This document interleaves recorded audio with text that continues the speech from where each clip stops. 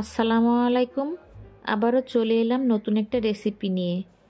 আজ আমি আপনাদের তৈরি করে দেখাবো বর্তমান সময়ের একটা জনপ্রিয় ডেজার্ট ফ্রুট জেলো কেক। এটা দেখতে যেমন সুন্দর, খেতেও অসম্ভব মজার। এটা তৈরি করা খুবই সহজ। তো চলুন দেখে নিই আজকের পুরো ভিডিওটি।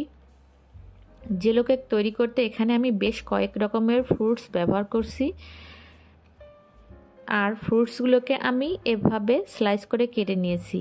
আপনারা আপনাদের পছন্দের যে কোনো ফ্রুটস দিয়ে এটা তৈরি করতে পারবেন। এটা তৈরি করতে আমি এখানে নিয়েছি একটা কমলা এবং কমলার খোসাটাকে আমি ভালো করে ছাড়িয়ে নিয়েছি।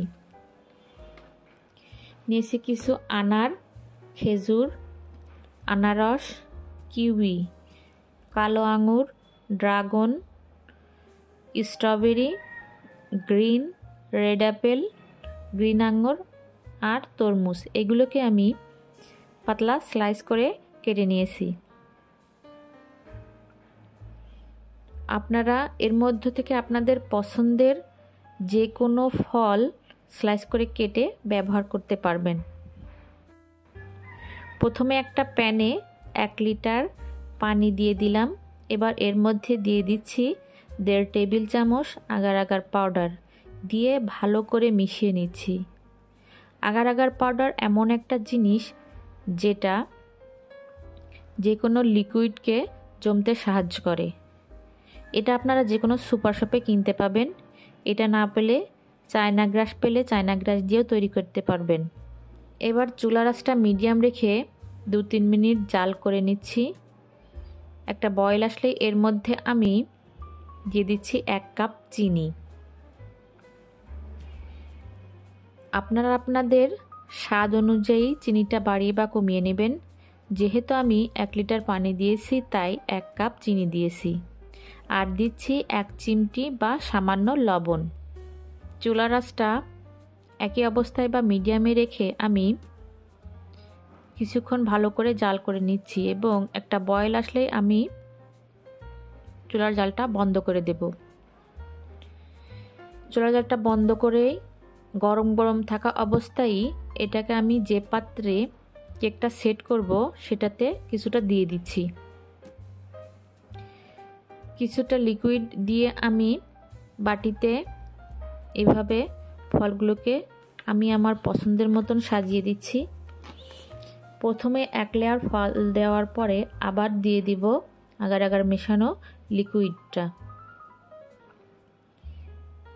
এভাবে ফলগুলোকে আর পানিটাকে আমি কয়েক লেয়ার করে সাজিয়ে বাটিটা সেট করব।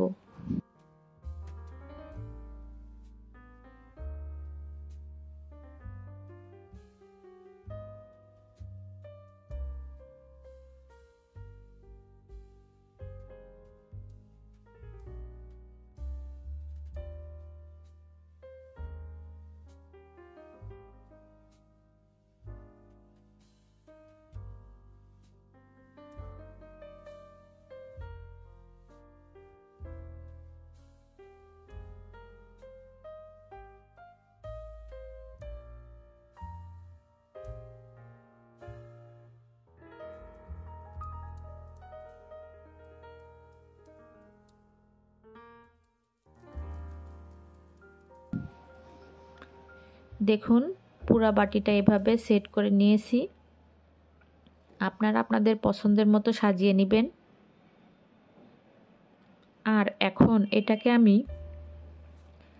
আধা ঘন্টা থেকে 40 মিনিটের মতো এভাবেই রেখে দেব।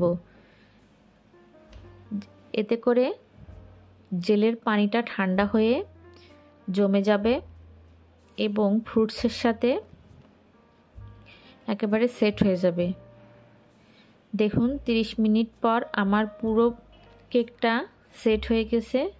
এবার আমি আপনাদের আনমোল করে দেখাচ্ছি। দেখুন কত সুন্দর হয়েছে দেখতে। আর খেতে কেমন হয়েছে সেটা আপনারা না হয় নিজেরাই বাসায় বানিয়ে খেলেই বুঝতে পারবেন। আমি আপনাদের একটু কেটেও দেখাচ্ছি। এখানে আসল কথা হচ্ছে ফলের যে স্বাদটা আছে সে স্বাদটা তো আপনারা পাবেনই, সাথে এক্সট্রা একটা স্বাদ এর সাথে আপনারা গ্রহণ করতে পারবেন, সেটা হচ্ছে আগার আগারের। কারণ আগার আগারের কারণে এর স্বাদটা আরও দ্বিগুণ হয়ে যায়।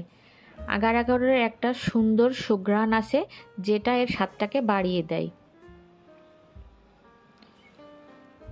আশা করছি আজকের রেসিপিটা সবার ভালো লেগেছে, আর ভালো লাগলে অবশ্যই বাসায় ট্রাই করবেন। আর ভিডিওটি ভালো লাগলে ভিডিওতে একটা লাইক দিবেন, কমেন্টস করবেন, ফ্রেন্ডস অ্যান্ড ফ্যামিলির সাথে শেয়ার করবেন।